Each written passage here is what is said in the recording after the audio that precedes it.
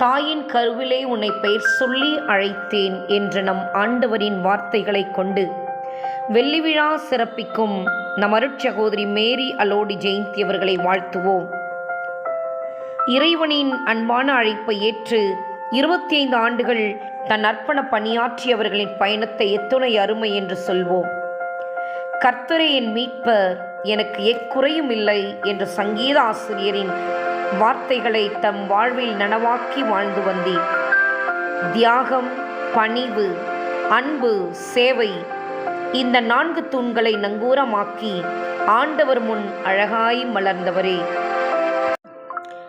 சிறு புன்னகையால் பலருக்கு நம்பிக்கையை தந்தீர். மென்மையான வார்த்தைகளால் பல மனங்களை குணப்படுத்தினீர். நான் உங்களை நேசித்தது போல் நீங்களும் ஒருவரையொருவர் நேசியுங்கள் என்ற எம்பெருமான் இயேசுவின் அடிச்சுவட்டுக்களை வாழ்வாக்கினீர்.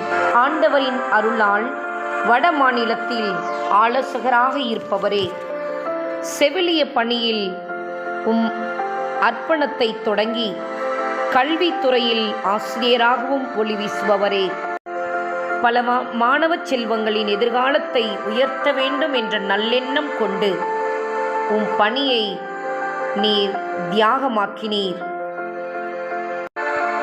மென்மையான நடையும் கருணை நிறைந்த பார்வையும் கொண்டு இறைவனின் சித்தத்திற்காக எதையும் அர்ப்பணிக்க தயங்கா துணிவு கொண்டு வாழ்பவரே, இறையழைப்பின் ஆழத்தை உணர்ந்து எங்கும் சென்று பணிபுரிவேன் என்ற விருது வாக்கை கொண்டு பணியாற்றியும் பணி சிறக்க வாழ்த்துகிறோம்.